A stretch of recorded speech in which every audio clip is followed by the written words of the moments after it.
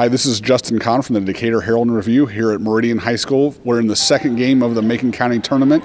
It was Argenta-Oreana defeating Sangamon Valley 55-53. This was a 4-5 game. Sangamon Valley was the 4 seed and Argenta the 5, and it played like that. It was a very close game. Neither team really ever got out to much of a lead, and it was a strange game.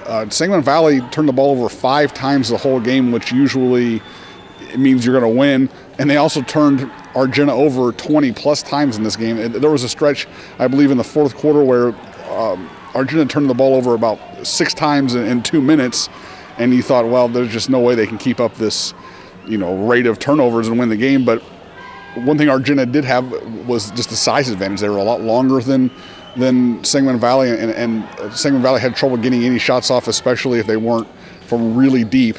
Now, Miles Hutchins, their point guard, can hit from really deep, but he finally he did that early in the game, but he kind of cooled off as the game went on, and Argenta was able to, finally take advantage of that. Keegan McHood had a little bit of a slow start, but he ended up scoring 18 points in this one, and just really no one from Sangamon Valley could really check a guy with that size.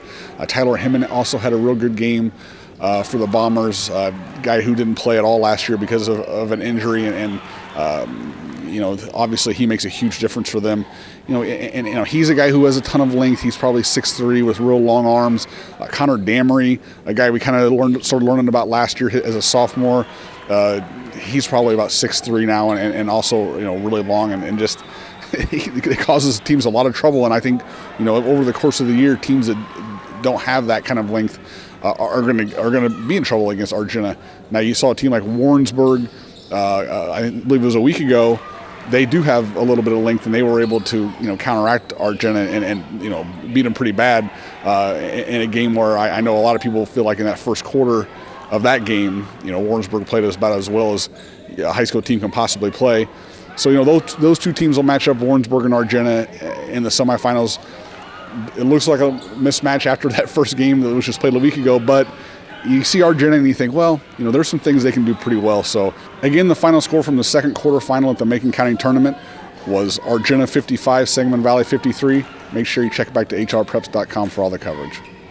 I mean, yeah, we're upset that we lost because we thought we should have won, but that's a good team we just lost to. I mean, any team in the county is a good team for us. So, it's going to be a battle, and we keep playing that hard. I'll be happy. Win or lose, we played hard.